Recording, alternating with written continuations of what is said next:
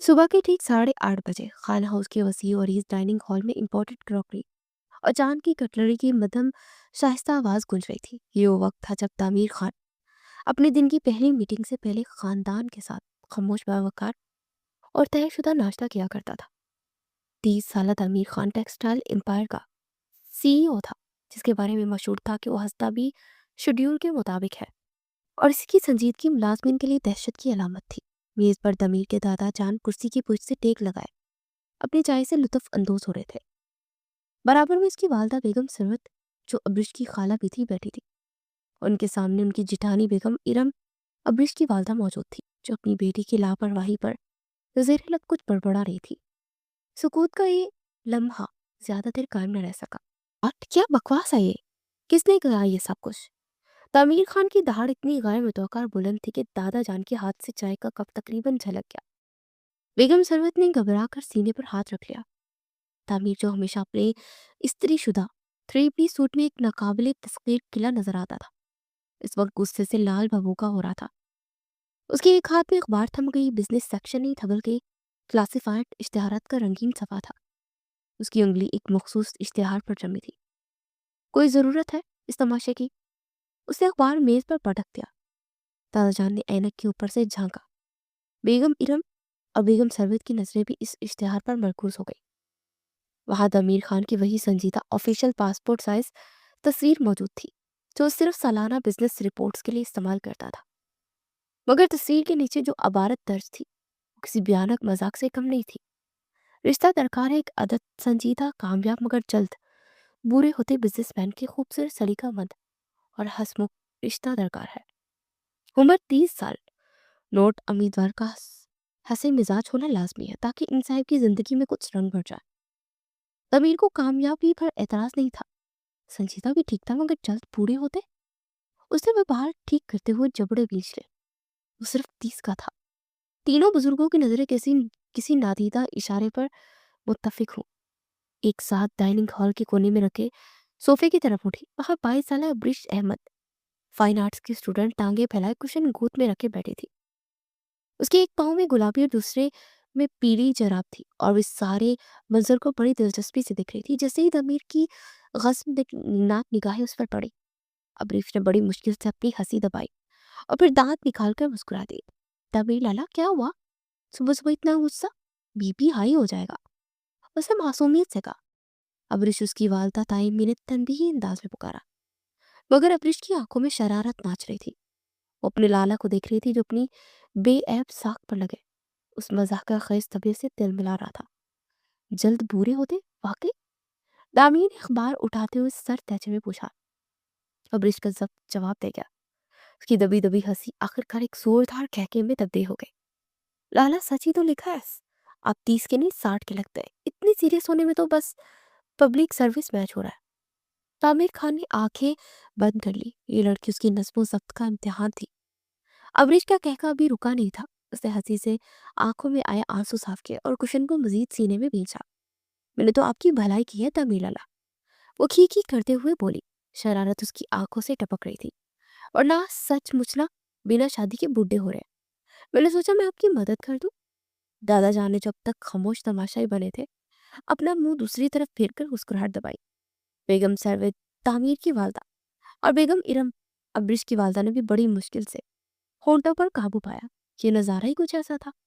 खानदान का सबसे संजीदा, नाकाबिले शिकस्त फर्द एक 22 साल लड़की के सामने बेबस खड़ा था, और वो भी अखबार में रिश्ता बनाए फोक का इश्तेहार छुपवाने के बाद। तमीर ने मुट्ठियां बीच ली। उसकी आंखों में सर्द शोले से लपके। उसका बस न चलता कि वो सामने बैठी इस लड़की का मुंह तोड़ दे, मगर वो सबकी लाडली थी, दादा जान की जान थी, और वो इसकी अपनी वालदा की भांजी होने के नाते उसे खसूसी इस तरह हासिल था। और वे गहरी सांस लेकर रह गया। उसने अब्रिश को सर्द स्पार्क नजरों से घूरा। वो चंद लम्हों से ऐसे ही दिखता रहा, जैसे किसी बिजनेस डील के लिए नफा नुकसान का अंदाजा लगा रहा हो। डाइनिंग हॉल में एकदम खामोशी छा गई। अब्रिश की हंसी भी इसकी नजरों की ठंडक से जम गई। ठीक है, दामिर की आवाज पुरसुकून मगर बर्फ जैसी सर्द थी। अब्रिश ने नासमझी से पलकें झपकाई। मेरी, जिसको इतनी फिक्र है, उसे धीरे से कहा, मगर उसकी आवाज पूरे हॉल में गूंजी। मैं उसी से शादी करूंगा। इसने एक लम्हे का तौकफ किया, अपनी नजरें अब्रिश के चेहरे पर गाड़ दी और अपना फैसला सुना दिया। मैं अब्रिश से शादी करूंगा। ये ऐलान किसी बम की तरह गिरा। अब्रिश के हाथ से कुशन छूटकर जमीन पर गिर गया। बेगम मीरम के हलक से चाय का घूंट बामुश्किल नीचे उतरा। बेगम सावित की आंखें हैरत से फैल गई। सिर्फ दादा जान की आंखों में एक पुरस्रार चमक उभरी। तामीर ने अपनी कुर्सी सीधी की, नैपकिन मेज पर रखा और खड़ा हुआ। उसे अपनी घड़ी देखी।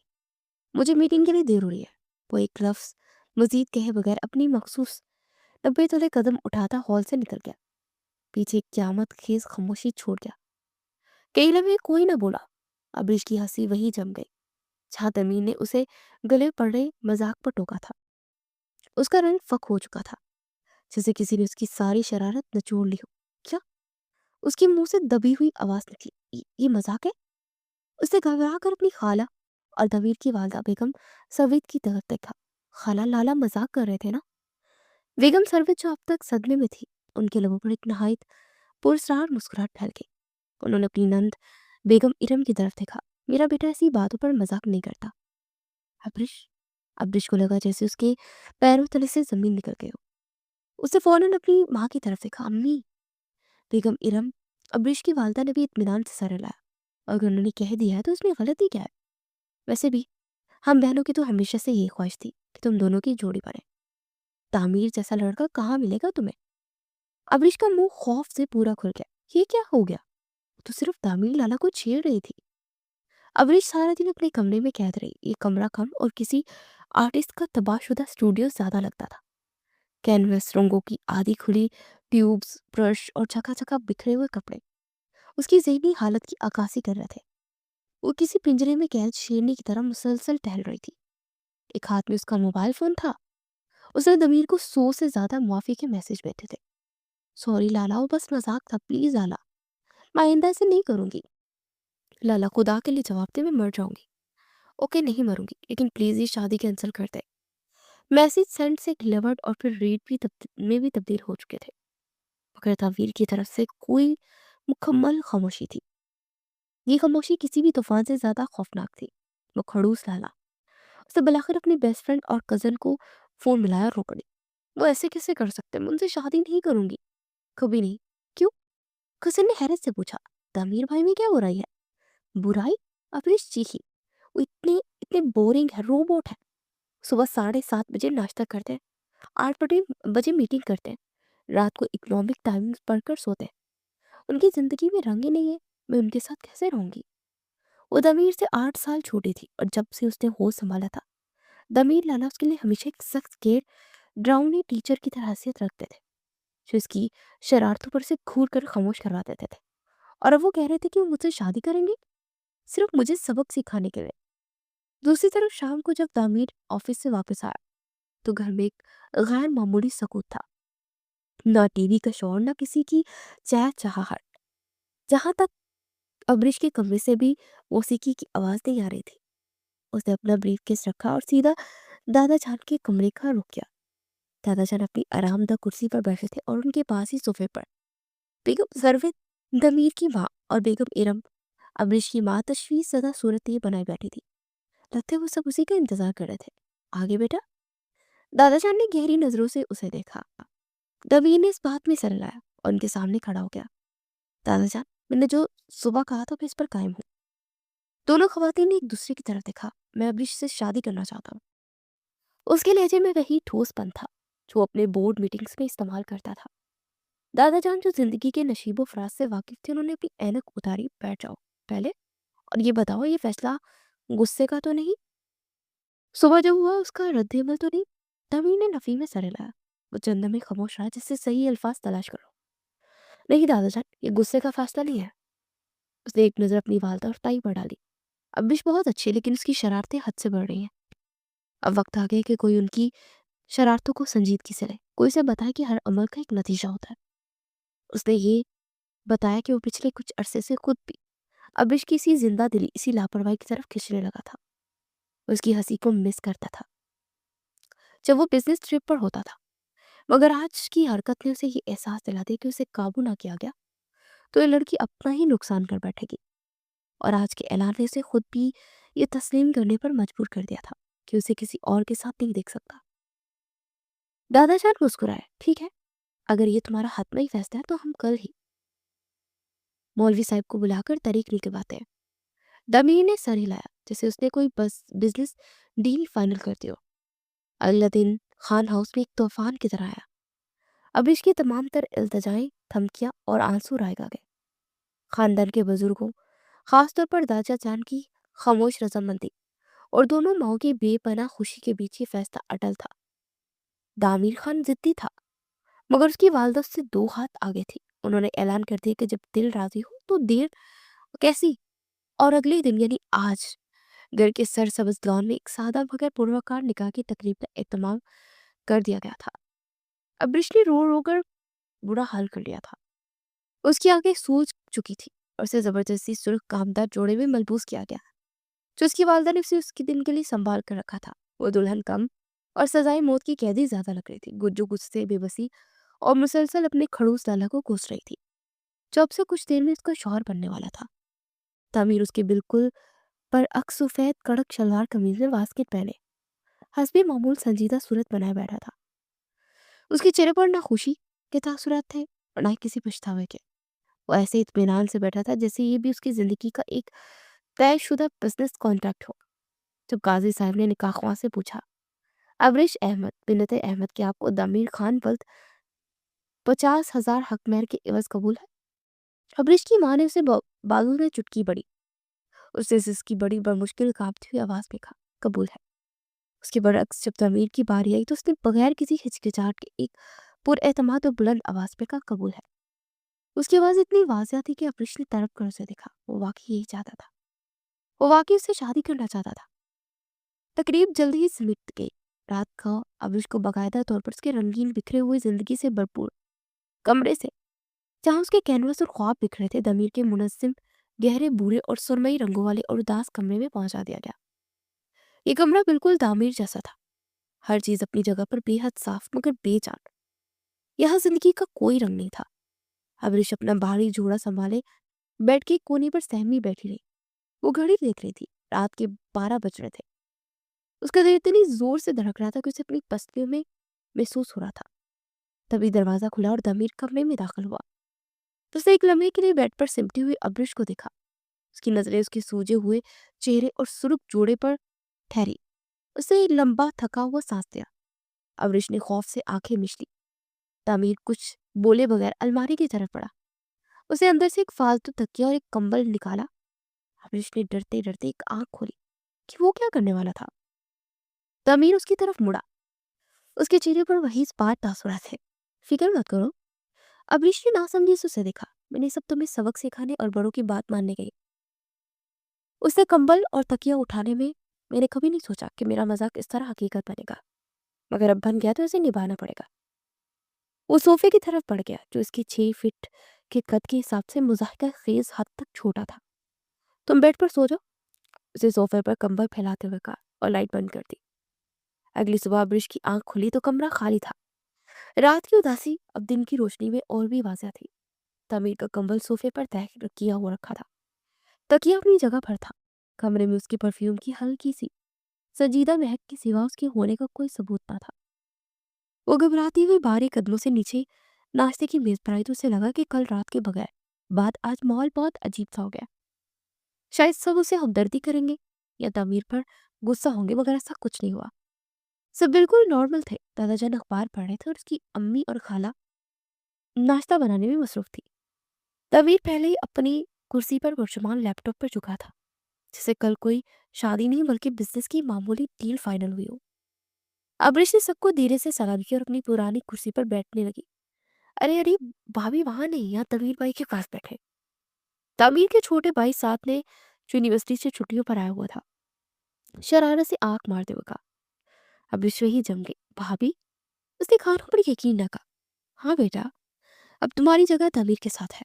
बेगम साहब तो उसकी सास ने मुस्कुराते हुए तस्दीक की। अब्रिश का चेहरा सुर्ख हो गया। उसने कुर्सी घसीटी और तामीर के बराबर बैठ गई। तामीर ने एक लम्हे के लिए लैपटॉप से नजरें उठाई और अब्रिश को इस तरह घूर कर देखा जैसे कह रहा हो कि देख लिया अपना तमाशा, ये सब तुम्हारी वजह से हुआ है। उसे एक नजर ने अब्रिश के तन बदन में जैसे आग लगा दी। मेरी वजह से? मैंने कहा था मुझसे शादी करो। उसने गुस्से से टोस्ट का स्लाइस उठाया और उस पर मक्खन लगाने के बजाय उसे छुरी से तकरीबन रगड़ना शुरू कर दिया। पहला हफ्ता एक अजीब सी कश्मकश में गुजरा। ये एक खामोश जंग थी। तामीर का मामूल नहीं बदला। वो सुबह सवेरे उसके जागने से पहले ऑफिस चला जाता और रात के वापस आता। अक्सर तब तक अब्रिश सोने का नाटक करते हुए आंखें बंद कर चुकी होती, और अगर कभी वो जाग रही होती तो कमरे में दाखिल होता, एक नजर उस पर डालता और बिना कुछ कहे सीधा लैपटॉप खोलकर सोफे पर बैठ जाता। कीबोर्ड की टक टक उनके कमरे की वाहत गुफ्तगू थी। वो सोफे पर सुकड़ कर सोता मगर एक लफ्ज ना कहता। अब्रिश को उसके इस तरह सोने पर गुस्सा भी आता और जाने की थोड़ी सी उलझन भी होती। आखिरकार इस खामोश, इस बेरंग कमरे और तमीर के इस तुम मुजरिम हो वाले रवैये से अब्रिश तंग आ गई थी। बहुत हो गया। सबक इसने एक दोपहर खुद से कहा, अगर मुझे इस कमरे में रहना है तो ये कमरा मेरे जैसा लगेगा, इस अस्पताल के वेटिंग रूम जैसा नहीं। उसने अपना पुराना कमरा जो किसी मलकियत नहीं रहा था खिलवाया और वहां से अपने हथियार निकाले। रंग, ब्रश और कैनवस उसका पहला निशाना। वो उदास सुरमई सोफा जिस पर दामीर खान सोता था। अब्रिश ने अपने हाथ से पेंट किए हुए शोक चमकदार रंगों के कुशन कवर निकाले। एक पूर्ण सूरजमुखी वाला, एक पर तेज गुलाबी और नीले रंग का एवरिस्टिक डिजाइन था। उसने वो सारे कुशन उस बेजान गिरे सोफे पर सजा दिए। कमरे का माहौल एकदम बदल गया, जैसे किसी ब्लैक एंड व्हाइट फिल्म में अचानक रंग आ गया। वो अपनी रात का इंतजार कर रही थी कि दामिर का अपनी सल्तनत पर हमला देखकर क्या रद्दमन होता है। दामिर का दिन आज मामूल से ज्यादा थका देने वाला था। एक बैनुल अवी डील में कुछ पेचीदगी आ गई थी और उसका सारा दिन मीटिंग्स और कॉन्फ्रेंस में गुजरा था। उसका सर फट रहा था। उसे रात के 11:30 बजे घर में कदम रखा, इस ख्वाहिश के साथ कि उस साथ अब पुरसुकून जिंदगी और मजाक का खेज कमरे में जाकर गिर जाए। उसे अपने कमरे का दरवाजा खुला और दहलीज पर ही ठटक कर रुक गया। कमरा उसका नहीं लग रहा था। पहली चीज जो उसने महसूस की वो रोशनी थी। उसके कमरे में हमेशा स्टडी टेबल पर एक मध्यम जर्द बल्ब जलता था, मगर इस वक्त पूरा कमरा नरम टिमटिमाती रोशनियों से भरा हुआ था। उसका सर चकरा गया। उसके ग्रे सोफे पर वो शोक रंग के कुशन पहले से एक सदमा थे, मगर आज अब्रिश ने हद पार कर दी थी। उसकी किताबों की अलमारी जो जमीन से छत तक फैली हुई थी और जिसमें उसकी बिजनेस कानून और इकोनॉमिक्स की किताबें फौजी डिसिप्लिन में कितार अंदर कितार खड़ी थी। आज उस अलमारी पर सुनहरी फेरी लाइट किसी सांप की तरह लटकी हुई थी। वो नरम रोशनियां कारपोरेट फाइनेंस और टेक्सटाइल इंडस्ट्री के रुझानात जैसे संजीदा किताबों पर किसी मजाक की तरह टिमटिमा रही थी। फिर उसकी नजर अपने स्टडी टेबल पर पड़ी। ये उसकी सल्तनत का मरकज था, उसका मुकद्दस मुकाम।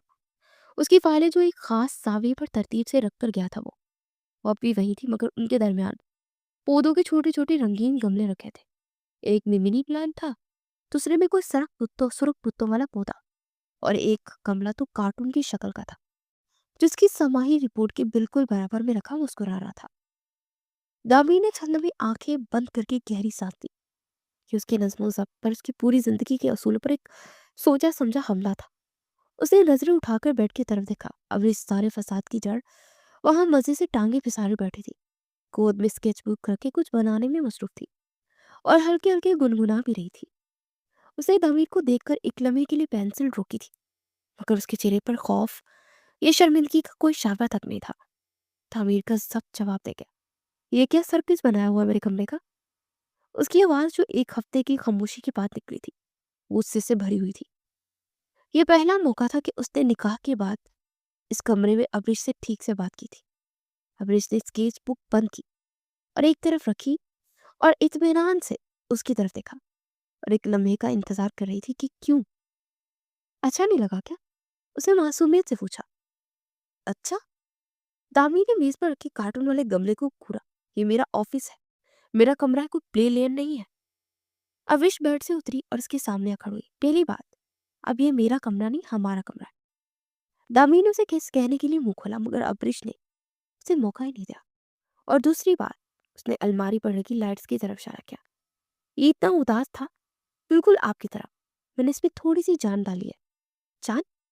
तामीर को अपने कानों पर यकीन आया। हाँ, जान। अब्रिश ने उसकी आंखों में आंखें डालकर कहा, पहले यह कमरा किसी गोदाम की तरह लगता था, हर चीज तरतीब तरतीब में, मगर बेजान। अब देखे, उसे पौधों को छुआ, अब ये सांस लेता हुआ लग रहा है। तमीर के पास कहने को कुछ नहीं था, वो गुस्से से लाल पीला हो रहा था। मगर इस लड़की का एतमाद उसके सारे अल्फाज छीन गया था। उसे बताना चाहता था कि जिंदगी डिसिप्लिन का नाम है, रंगों और रोशनियों का नहीं। मगर उसके अंदर की बहुत गहराई में एक आवाज ने कहा कि ये रोशनी इतनी बुरी भी नहीं लग रही। वो मजीद कुछ कहे बगैर अपना ब्रीफकेस उठाकर बाथरूम में घुस गया। तमीर बाथरूम से निकला तो उसका गुस्सा भी ठंडा नहीं हुआ था। उसका इरादा था कि वो आज अब्रिश को वाज़ह तौर पर समझा देगा कि उसके कमरे में खास तौर पर उसके काम करने की जगह पर इस किस्म की जान डालने की हरकतें वो बर्दाश्त नहीं की जाएगी। उसने अलमारी पर टिमटिमाती लाइट्स को गुस्से से घूरा और अपनी स्टडी टेबल की तरफ बढ़ा। और ये पौधे, वो कुछ कहने ही लगा था कि उसकी नज़र अपने लैपटॉप के साथ रखे कॉफ़ी के एक बड़े मग पर पड़ी। उससे भाप उठ रही थी, जिसका मतलब था कि अभी अभी बनाकर रखी गई है। उसने कमरे में दाखिल होते इस पर ध्यान ही नहीं दिया था। उसने अब्रिश की तरफ देखा, जो कि बेड पर बैठी थी। उसकी नज़रें स्केच बुक पर जमी थी, जैसे वो कमरे में मौजूद ही ना हो। दामी ने झिझकते हुए मग उठाया। वो ज़हनी तौर पर एक बहुत मीठी या बिल्कुल फीकी कॉफ़ी के लिए तैयार था, जो इसका गुस्सा मज़ीद भड़का देती। उसे एक छोटा सा गुन गया और ठटक गया। कॉफ़ी बिल्कुल वैसी थी जैसी उसे पसंद थी, स्ट्रॉन्ग, कड़वी और बहुत कम मीठी। इतनी परफेक्ट कि ऐसी कॉफ़ी सिर्फ उसकी माँ बनाती थी या फिर वो खुद। उसे खुद हैरत से अब्रिश को देखा, जो अपनी नज़रें चुराए स्केचिंग में मसरूफ होने का नाटक कर रही थी। मगर उसके गाल हल्के हल्के सुर्ख हो रहे थे। उसे कैसे मालूम क्यों ऐसी कॉफ़ी पीता है? क्या उसने मुलाजिम से पूछा था, या क्या उसने खुद ध्यान दिया था? उसका गुस्सा एक लम्हे के लिए कहीं तहलील हो गया था। मगर दामिर खान इतनी जल्दी हथियार डालने वाला नहीं था। उसे अपनी तवज्जो मेज पर रखी, फाइलों की तरफ मबजूल की। ये उसकी मुकद्दस दस्तावेजात थी। फाइलें की छेड़। उसका लहजा अब भी सख्त था, मगर उसमें पहले जैसी दहाड़ नहीं थी। अबरीश ने पेंसिल रोकी। वो उससे नजरें उठाए बगैर बहुत बिखरी हुई थी। मुझे अच्छी नहीं लगी थी। दामीर ने फाइलों का जायजा लिया। वो वाकई बिखरी हुई थी। उसने आज जल्दी में उन्हें मेज पर फेंक दिया था, मगर अब वो बिल्कुल साफ सुथरी तरतीब में लगी थी। पेंडिंग कॉन्ट्रैक्ट एक तरफ, सबमिट कॉन्ट्रैक्ट और दूसरी तरफ पेंडिंग अप्रूवल बिल्कुल सामने। अब उसने ना सिर्फ इन्हें तरतीब दिया था, बल्कि उनके लेबल्स के हिसाब से उन्हें दुरुस्त कैटेगरी में रखा था। मैंने बस इन्हें तरतीब से रख दिया। अब ने धीरे से कहा, जैसे अपने जुर्म का एतराफ कर रही हो। दाइम ने कोई जवाब नहीं दिया। वो खामोशी से कॉफी का दूसरा बड़ा घूंट पीने लगा। वो गुस्से में था कि उसकी चीजों को छुआ गया, मगर उस हकीकत को भी नजरअंदाज नहीं कर सकता था कि इस सर्कस के बीच इस लड़की ने जो कुछ खुद बेतरतीबी का शाहकार किया था, उस काम को इसे बेहतर तरीके से मुनज़्ज़म कर दिया था, जितना वो खुद जल्दी में छोड़ कर गया था। ये कॉफ़ी उसे बहुत अच्छी लगी थी। दामी ने अपनी कुर्सी खींची और लैपटॉप के सामने बैठ गया। अब बीच से मजीद कुछ कहे बगैर, मगर आज रात की बोर्ड की टक टिक की आवाज़ उसे इतनी तलख नहीं लग रही थी। और कमरे में टिमटिमाती वो फेरी लाइट्स जाने की उसकी आंखों में चुभ नहीं रही थी। अगली सुबह ब्रिश की आंख अलार्म से पहले ही खुल गई। रात को दमीर के रवैये में आई मामूली सी नरमी, या शुद्ध शायद उसकी अपनी शर्मिंदगी ने उसे कुछ नया करने पर उकसाया था। वो कॉफी वाली बात पर कुछ ज्यादा ही इतराने लगी थी, और अब वो साबित करना चाहती थी कि वो सिर्फ सर्किस ही नहीं लगा सकती। आज मैं इन खड़ूस लाला को दिखाती हूँ कि मैं सिर्फ शरारतें ही नहीं करती। उसने बिस्तर से निकलते हुए अज़्म किया, आज मैं इनके लिए नाश्ता बनाऊंगी। उसने घड़ी देखी। दामिर अबे जॉगिंग के लिए गया था। उसके पास पूरा 1 घंटा था। वो दबे पाँव किचन में पहुंची। मुलाजिम काम शुरू करने वाले थे, मगर उसने इन्हें रोक दिया। आज नाश्ता मैं बनाऊंगी, खास तौर पर दामिर का। उसने फैसला किया। वो पैन केक बनाएगी। ये आसान लगते थे और उसे यूट्यूब में एक वीडियो भी याद थी। उसने आटा, अंडे, दूध निकाला और मिक्सचर बनाना शुरू किया। पहला पैन केक तवे पर डालते ही चिपक गया। उसने उसे खुरचने की कोशिश की तो वो टूट कर अजीब सी शक्ल का बन गया। कोई बात नहीं, दूसरा बनेगा। उसने खुद को तसल्ली दी। उसने दूसरा मिक्सचर डाला, मगर इस बार वो अपनी माँ को कॉल करने लगी कि पूछ सके कि इसे पलटना कब है। जब तक कॉल मिली, पैनकेक का निचला हिस्सा कोयला बन चुका था। कमरे में हल्का हल्का धुआं बढ़ना शुरू हो गया। उफ़, वो घबरा गई। उसने जल्दी से तीसरा पैनकेक डाला और इस बार उसे जल्दी पलटने की कोशिश की, मगर इतनी जल्दी और इतनी ताकत से कि वो तवे से उड़कर सीधा ऊपर गया और छत से जा लगने से बाल बाल बचा और वापस चूल्हे पे गिरा। अब तक किचन में अच्छा खासा धुआं बढ़ चुका था, जैसे किसी ने टायर जलाया हो। दामिर जो जॉगिंग से वापस आया था और सीढ़ियों की तरफ बढ़ रहा था, किचन से उठता धुआं देख ठटका। उसे लगा शायद आग लगी है। वो भागता हुआ किचन में दाखिल हुआ। अंदर का मंजर किसी कॉमेडी फिल्म जैसा था। अब्रिश काउंटर के पास खड़ी थी। उसके बालों और गालों पर आटा लगा हुआ था और आंखों में गुस्से और बेबसी के आंसू थे। हाथ में चमचा पकड़े जले हुए टूटे हुए पैनकेक्स के मलबे को घूर रही थी, जब तवे पर एक स्याह ढेर बन चुका था। डमी ने एक नजर उस धुएं भरे मंजर पर डाली, फिर आटे में लुतरी हुई अब्रिश पर और फिर उस काले पैनकेक पर। उसके संजीदा स्पार्ट चेहरे पर, जो हमेशा तनाव का शिकार रहा था, मुश्किल एक मुस्कुराहट उभरी। उसने उसे छुपाने की कोशिश की, मगर उसकी आंखों में शरारत चमक उठी। अब्रिश ने उसे देखा तो शर्मिंदगी से मजीद सुर्ख हो गई। तमीर ने कुछ नहीं कहा। उसने चुपचाप आगे बढ़कर किचन की खिड़की खोली ताकि धुआं निकल सके। फिर वो फ्रिज की तरफ बढ़ा, अंडे, प्याज और टमाटर निकाले और खुद सुकून से ऑमलेट बनाना शुरू कर दिया।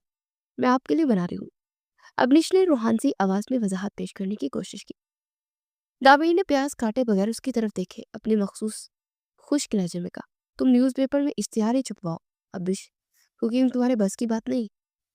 अब्रिश का मुंह खुल गया। इतनी मेहनत की और ये आदमी।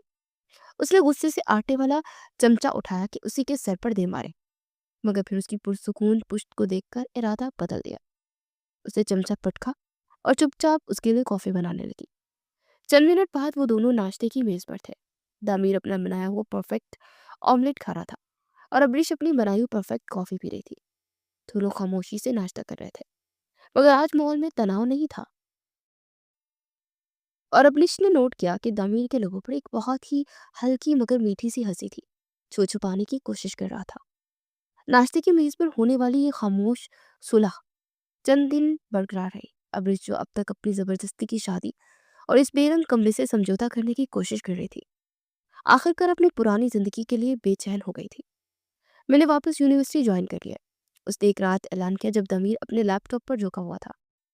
ताबीर की उंगलियां कीबोर्ड पर रुक गई। क्यों? क्यों का क्या मतलब? मेरा फाइनल ईयर है, मुझे अपनी डिग्री मुकम्मल करनी है। मैं सारा दिन इस कमरे में बैठकर आपके मोजे तरतीब देने के लिए नहीं बनी हूँ। दामिनी ने उसे घूर कर देखा। मेरे मोजे बिल्कुल तरतीब में है, आप मतलब समझ गए लाला। वो चिढ़ कर बोली। अगले दिन ये मामला दादा जान तक पहुंचा। अब इसकी जिद के आगे सबको हार माननी पड़ी, मगर एक शर्त पर, कि दामिनी ने खुद उसे यूनिवर्सिटी छोड़ने और पिक करने की जिम्मेदारी उठा ली। और उसका मौकफ बहुत वाज़ह था। मैं नहीं चाहता कि मेरी लापरवाह बीवी रास्ते में कोई नया हंगामा खड़ा कर दे। खानदान की इज्जत का सवाल है। हबरीश ने मुंह बनाया, मगर वो यूनिवर्सिटी वापस जाने के लिए ये कीमत चुकाने पर भी राजी थी। इस तरह उसकी जिंदगी का एक नया और शायद सबसे अजीब मामूल शुरू हुआ। हर सुबह दोनों एक साथ गाड़ी में बैठते। तमीर अपने परफेक्ट सूट में मलबूस स्ट्रिंग व्हील पर संभालने और ब्रश अपने जीन्स, ढीली शर्ट और रंगों से भरे बैग के साथ। गाड़ी में अक्सर मुकम्मल खामोशी होती। ये खामोशी इतनी गहरी होती कि अब्रिश को अपनी सांस भी सुनाई देती। तमीर रेडियो पर सिर्फ बिजनेस न्यूज या बहुत धीमे उदास क्लासिकल म्यूजिक की इजाजत देता था। आखिरकार अब्रिश इस संजीदगी से तंग आ गए। एक दिन उसने अपना फोन कार के स्पीकर से कनेक्ट किया और बुलंद आवाज में अपना पसंदीदा रॉक म्यूजिक चलाया। गाड़ी में अचानक गिटार और ड्रम का शोर गूंज उठा। दामिर, जो एक अहम कॉल सुनने की कोशिश कर रहा था, उसने चौंक कर अब्रिश को देखा, जैसे उसने गाड़ी में बम चला दिया हो। ये क्या बदतमीजी है? म्यूजिक है लाला, अब्रिश ने आवाज मजीद ऊंची करते हुए कहा। आपको भी सुनना चाहिए, थोड़ा जिंदा दिल महसूस करेंगे। दामी ने गुस्से से जबड़े भींच लिए, मगर कुछ बोले बगैर ड्राइविंग पर त्वचा मरकूज कर दी, जबकि अब्रिश की मौसीकी उसकी महंगी संजीदा गाड़ी की दीवारों से टकरा रही थी। ये रोज का मामूल बन गया। एक शाम अब्रिश लॉ में अपना फाइनल प्रोजेक्ट मुकम्मल करने की कोशिश कर रही थी। उसका प्रोजेक्ट एक बहुत बड़ा कैनवस था, जिस पर वो एक पेचीदा ऑयल पेंटिंग तकनीक इस्तेमाल कर रही थी। वो घंटों से एक खास शेड बनने की कोशिश कर रही थी, मगर शेड आपस में मिलकर गंदले हो रहे थे। वो एक मुश्किल तकनीक पर अटक गई थी। उसने बार बार कोशिश की, मगर हर बार नतीजा मजीद खराब हो जाता। आखिरकार उसने फ्रस्ट्रेशन में अपना ब्रश जमीन पर फेंका और वहीं लॉन में घास पर बैठ गई। उसकी आंखों में थकन और नाकामी के आंसू थे। उसका सारा एतमाद खत्म हो चुका था। तभी जो उस वक्त ऑफिस से वापस आया था, उसने गाड़ी पोर्च में रोकी और उसकी नजर लॉन में उदास बैठी अब्रिश पर पड़ी, जो अपने बालों को मुट्ठियों में जकड़े हुए थी। वो आमतौर पर इतनी खामोश और टूटी हुई नजर नहीं आती थी। तमीर उसकी तरफ जाने के बजाय पीछे कैनवस के पास गया। उसने एक लम्हे के लिए अब्रिश के काम को गौर से देखा। वो रंगों की पेचीदगी, ब्रश के स्ट्रोक और उस जगह को देख रही थी जहां वो अटक गई थी। फिर अब्रिश को हैरान करते हुए बिना कुछ कहे, बिना उसे तसल्ली दिए अंदर घर की तरफ चला। खड़ूस। अब्रिश ने उसकी पुश्त को देखते हुए आंसू पूछे। इनसे हमदर्दी की उम्मीद रखना है बेकार है। अब्रिश वहीं लॉन में घुटने मोड़े बैठी रही और अपनी नाकामी पर दिल गरजता हुई। उसने दमीर की बेहिसी पर गुस्से से आंसू पूछे। वो हमेशा से ऐसा ही था, सख्त, बेतासुर और दूसरों के जज्बात से आई। कुछ देर गुजरी, उसे अपने पीछे कदमों की आहट सुनाई दी। उसने मुड़कर नहीं देखा। यकीनन वो उसे बता नहीं आया होगा कि लॉन में इस तरह बैठकर ड्रामा करना खानदान की रवायत के खिलाफ है। मगर दमीर ने कुछ कहा नहीं। उसके पास से गुजरा और उसके सामने घास पर बैठ गया। अपनी ने चौंक कर उसे देखा। उस तरह जमीन पर बैठने वाला इंसान नहीं था। उसके हाथ में एक पुरानी पोसीदा सी गद्दे की कवर वाली स्केच बुक थी। उसे वो अब्रिश के सामने खोली। अब्रिश की आंखें जो आंसुओं से भरी हुई थी, हैरत से फटी की फटी रह गई। वो कोई आम स्केच बुक नहीं थी। उसमें शानदार प्रोफेशनल सतह के खाके बने हुए थे, पेंसिल से बने पोर्ट्रेट जिसमें रोशनी और साए का ऐसा काम था तो जिंदा लग रहे थे। चारकोल से बने लैंडस्केप, इमारतों के डिजाइन और इंसानी अटा अनाटमी की बचीदा डिजाइन्स पर किसी माहिर आर्टिस्ट के काम था कि ब्रिश के हलक पे अल्फाज अटक गए। ये आपने? तमीर ने धीरे से सर हिलाया। उसकी नजरें अपने पुराने काम पर जमी थी, जैसे वो किसी खोए हुए ख्वाब को देख रहा हो। आर्किटेक्चर पढ़ना चाहता था। उसकी आवाज धीमी थी। दादाजी साथ बिजनेस संभालना पड़ गया। इस एक जुमले में कई सालों का बोझ, कई कुर्बानी छुपी थी। अब्रिश जो हमेशा एक बेहिस रोबोट समझती थी उसे, पहली बार वो एक ऐसा इंसान लगा जिसने अपने ख्वाबों को दबाकर जिम्मेदारियां उठा ली हों। दामी ने स्केचबुक बंद की और अब्रिश के कैनवस की तरफ देखा। उठा, जमीन से एक पेंसिल उठाई और कैनवस के करीब गया। तुम्हारा मसला रंग नहीं है, रोशनी है। उसने कहा।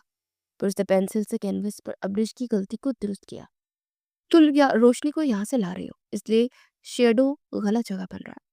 शेडो यहाँ से नहीं, यहाँ से आएगा, तभी इसमें गहराई आएगी। अबरी किसी मामूल की तरह से अपने काम ठीक करते हुए देखती रही। उस रात पहली बार जब वो दोनों कमरे में थे, तो ना दामीर का लैपटॉप खुला था और ना ही अब्रिश सोने का नाटक कर रही थी। दामीर सोफे पर बैठा था, उन्हीं रंगीन कुशन्स के दरमियान, और अब्रिश कालीन पर बैठी उसकी पुरानी स्केचबुक के वर्क पलट रही थी। और वो उसके हर खाके पर रुकती, उसकी तफसीलात पर हैरान होती। लाला, ये तो कमाल है, आपने ये सब छोड़ क्यों दिया? दामीर जो अब इसके कैनवस को देख रहा था, कमरे के अंदर आ चुका, मुस्कुराया।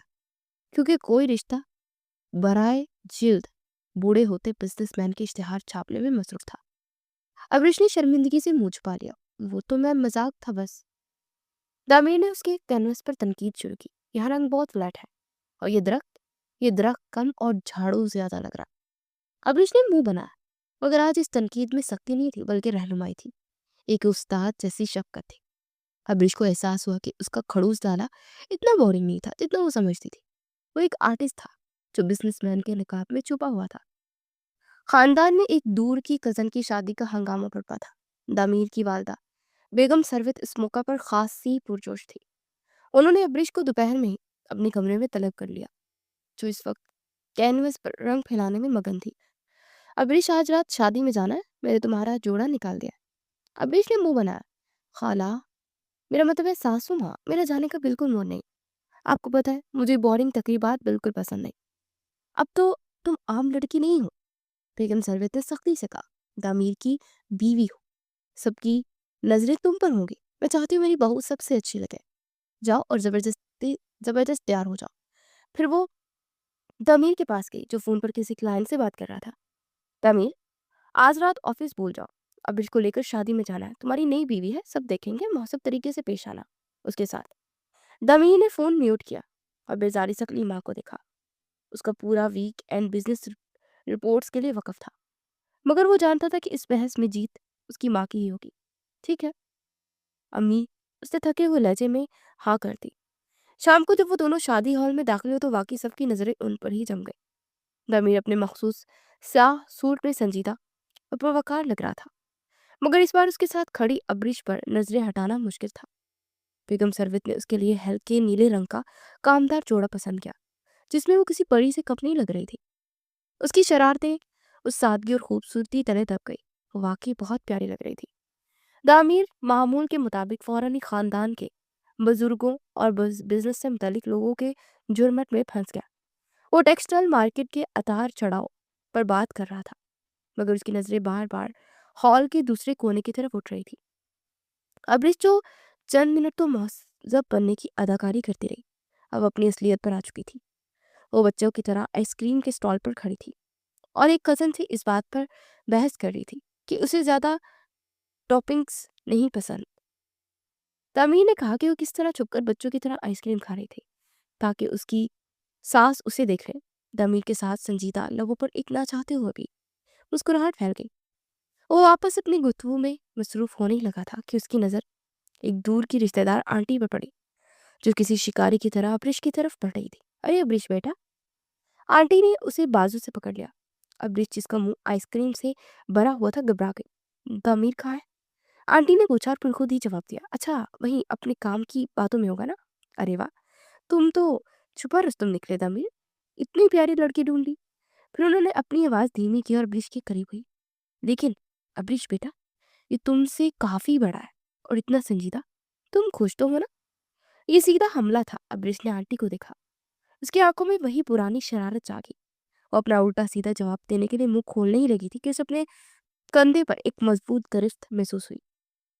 दमीर, जो न जाने कब अपनी बिजनेस की बातें छोड़कर उसके पास आ खड़ा हुआ था, उसने अब्रिश के कंधे पर नरमी से हाथ रखा। आंटी की चुपती हुई नजरें अब्रिश के चेहरे पर गड़ी थी, जो अब भी आइसक्रीम पर थोड़ा सा लथड़ा हुआ था। अब्रिश ने पूरा उल्टा सीधा शरारती जवाब सोच ही लिया, जो यकीनन उस आंटी को मजीद मसाला फराहम करता, मगर तमीर की गिरफ्त ने उसे रोक दिया। तमीर ने अब्रिश को अपने करीब करते हुए उसके कंधे पर हाथ रखा और आंटी की तरफ देखकर एक हल्की मुहस्सब सी मुस्कुराहट दी। यह मुस्कुराहट उसके बिजनेस मीटिंग वाले अंदाज से बिल्कुल मुख्तलिफ थी। आंटी, उसकी आवाज पुरसुकून मगर वाज़िया थी। असल में मैं खुशकिस्मत हूँ। अब्रिश, जो इसकी गिरफ्त से पहले ही हैरान थी, इस जुमले पर उसका दिल एक लम्हे के लिए धड़कना भूल गया। तमीर ने आंटी की आंखों में देखते हुए बात जारी रखी। अब्रिश बहुत ही प्यारी बीवी है। अब्रिश का मुंह, जो आइसक्रीम के लिए थोड़ा सा खुला था, वो खुला का खुला रह गया। उसके हाथ से आइसक्रीम का चम्मच तकरीबन गिरने ही वाला था। क्या प्यारी बीवी? ये खड़ूस लाला मेरे बारे में बात क्या कर रहे हैं? दामिर यही नहीं रुका, और ये मेरा बहुत ख्याल भी रखती है। दूसरा जुमला अब्रिश गैर मुतवक्का तारीफ पर कुछ घबरा भी गई और बुरी तरह शर्मा भी गई। उसे लगा जैसे किसी ने उस पर ठंडे पानी के बाद गर्म पानी डाल दिया हो। उसकी समझ में नहीं आ रहा था कि क्या रद्द अमल थे। ये वो दामिर नहीं था जिसे वो जानती थी। ये वो लाला नहीं थे जिसे सर्किस और लापरवाह कहते थे। उसका चेहरा, जो पहले ही नीले जोड़े में दमक रहा था, अब शर्म से गुलाबी हो रहा था। आंटी, जो एक दुखी मजबूर दुल्हन की कहानी सुनने के लिए मुंतजिर थी, इस खुलेआम एतराफ पर बिल्कुल हक्का बहका रह गई। उनका मुंह बन गया। अब्रिश ने इस उलझन में आहिस्ता से आंख मारकर दामिर की तरफ देखा, और आज पहली बार उसने उसे वाकई देखा। वो हमेशा की तरह स्याह सूट में था, बाल तरतीब से जमे हुए, मगर आज शादी हाल की रोशनी में वो मुख्तलिफ लग रहा था। वो सिर्फ संजीदा और खड़ूस नहीं लग रहा था, वो वाकई बहुत वजिया और खूबरू लग रहा था। उसकी आंखों में इस वक्त एक ऐसी चमक थी जो अब्रिश ने पहले कभी नहीं देखी थी। एक हिफाजती चमक जो सिर्फ उसके लिए थी। अब्रिश को एहसास हुआ कि उसका जल्द बूढ़ा होता बिजनेसमैन दरअसल कितना पुरकशिश था। वह उसकी तरफ देखती ही रह गई, ये भूल गई कि वो कहाँ खड़े हैं और सामने कौन है। दमी ने उसकी नजरों को महसूस किया, मगर वो अपनी तवज्जो आंटी पर ही मरकूज रखी। उम्मीद है आपका मसला हल हो गया होगा। आंटी आंटी बस पहलू बदल कर रह गई थी।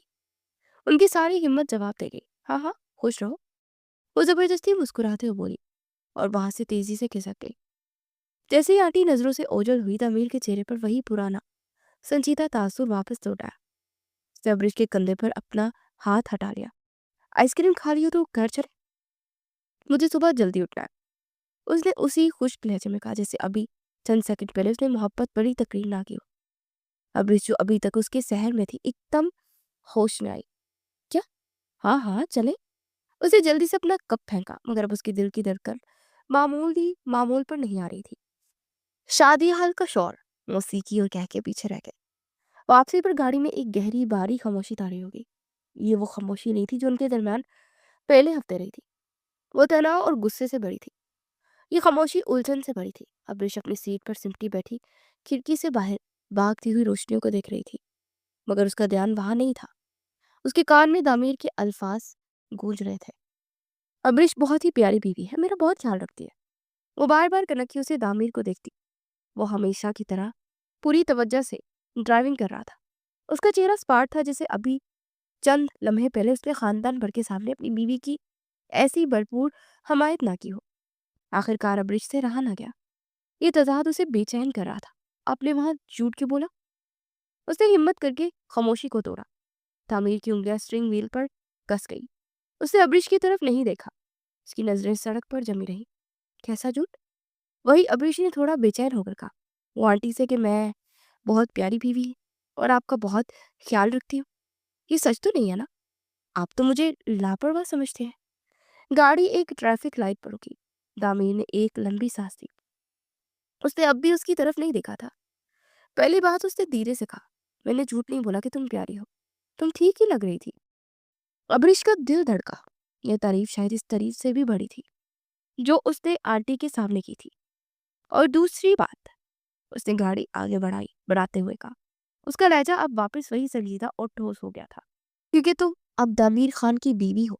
अब्रिश अब्रिश ने जो उम्मीद बांधी थी उस जुमले पर टूट गई। अच्छा, तो ये सब इज्जत और स्टेटस का मामला था? मगर दामिर ने अपनी बात मुकम्मल नहीं की। और मेरी उसने एक लम्हे का तौकफ लिया जैसे सही लफ्ज तलाश कर रहा हो या शायद वो लफ्ज कहने में हिचकिचा रहा हो। फैमिली पर उसका लहजा कुछ बदला था, थोड़ा नरम थोड़ा गहरा। और मेरी फैमिली के बारे में कोई फजूल बात करे मुझे पसंद नहीं है। अब्रिश ने सांस रोक ली। उसने खानदान की इज्जत, मेरी रेपुटेशन या बिजनेस नहीं कहा था। उसे कहा था मेरी फैमिली। और इस लफ्ज पर उसका लहजा वो पॉजेसिव था। अब्रिश ने बाकी रास्ता कोई बात नहीं की। वो खामोशी से दामिर के प्रोफाइल को देखती रही जो अब भी संजीदगी से ड्राइविंग कर रहा था। मगर अब्रिश के लिए अब वो सिर्फ खड़ूस लाला नहीं रहा था। वो एक ऐसा शख्स था जिसने उसे अब्रिश को अपनी फैमिली तस्लीम कर दिया था, चाहे वो ये बात खुद से भी मानना ना चाहता हो। इस रात कमरे में माहौल बदला हुआ था। गाड़ी में होने वाली मुख्तसर गुफ्तगू की गूंज अब भी उनके दरमियान थी।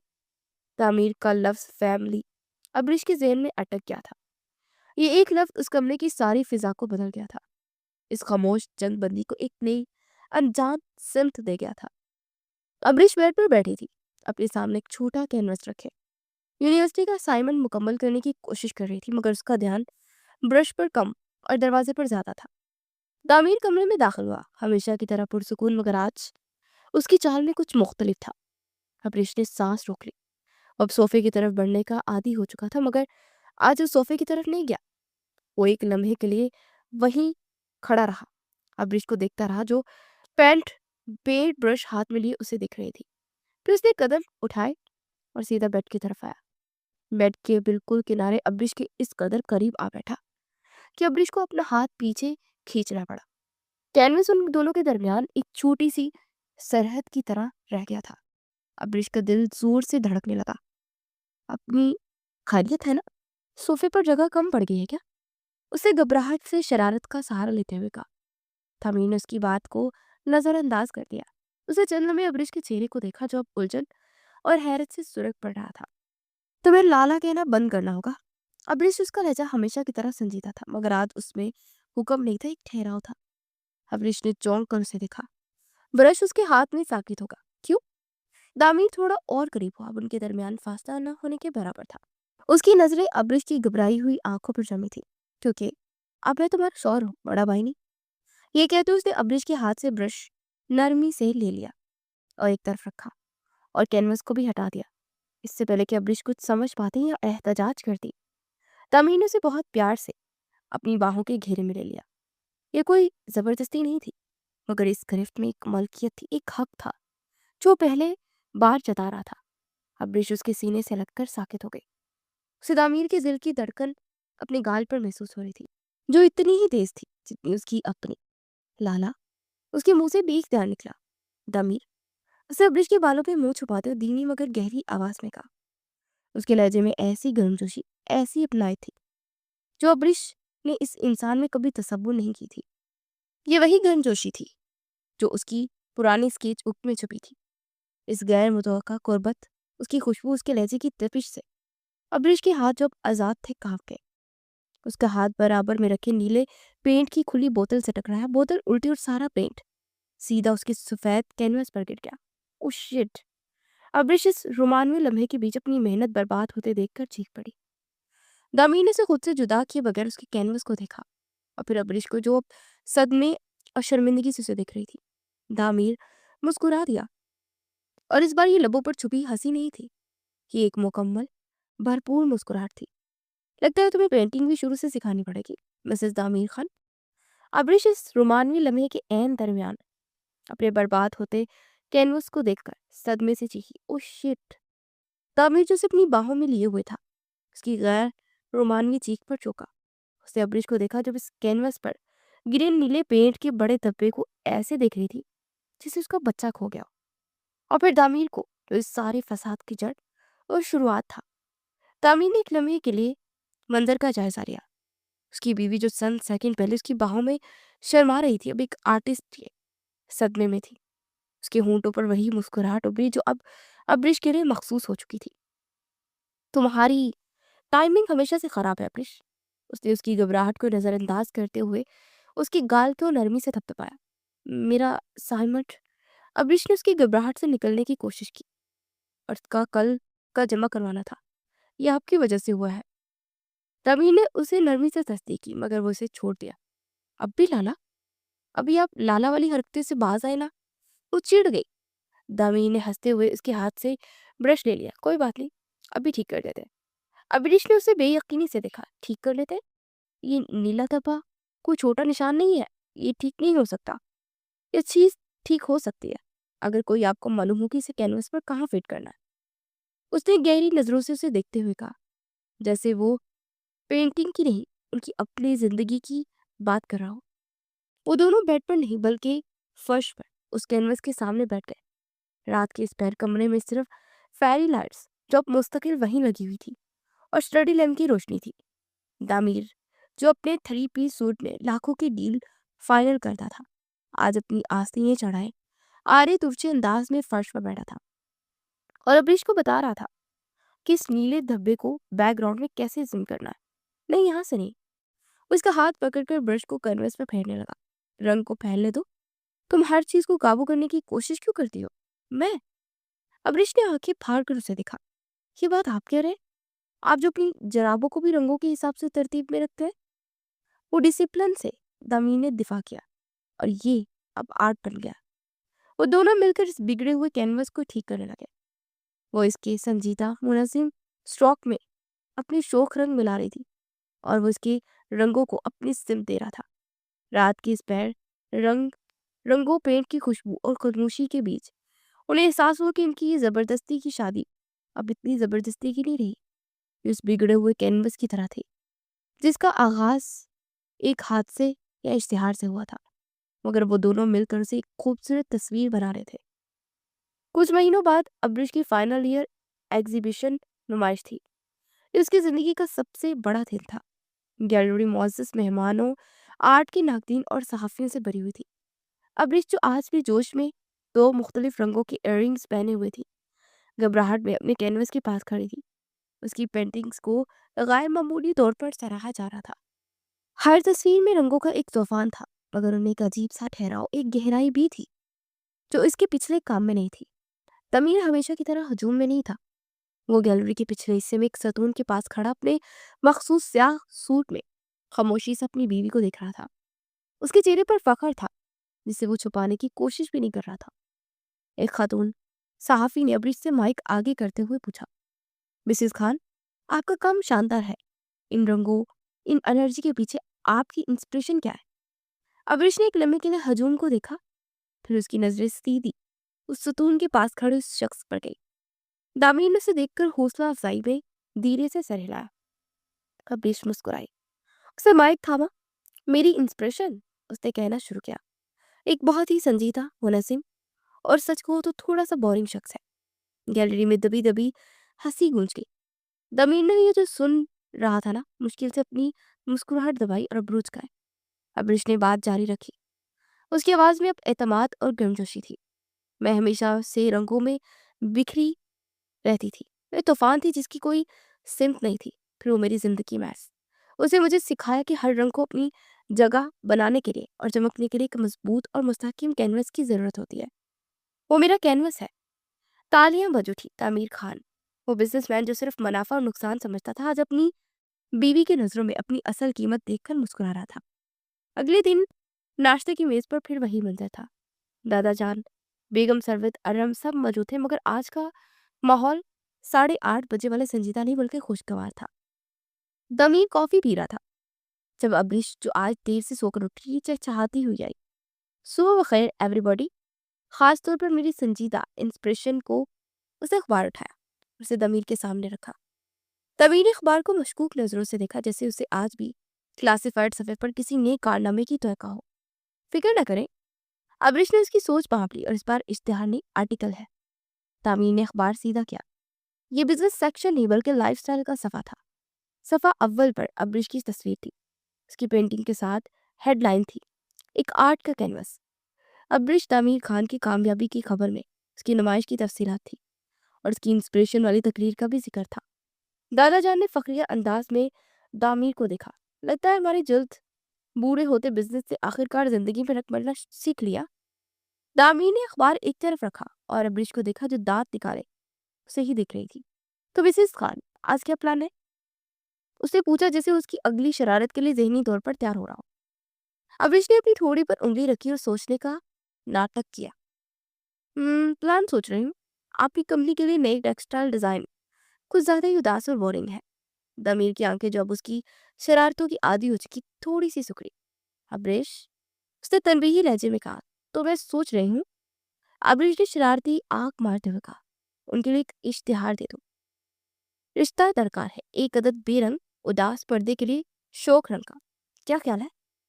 उसने उससे पहले कि बेगम सरवत उसकी पटाई के लिए उठती, तामीर खान का कहका बुला डाइनिंग हॉल में गूंजा, और ये एक ऐसा कहका था जो इस घर ने सालों में नहीं सुना था।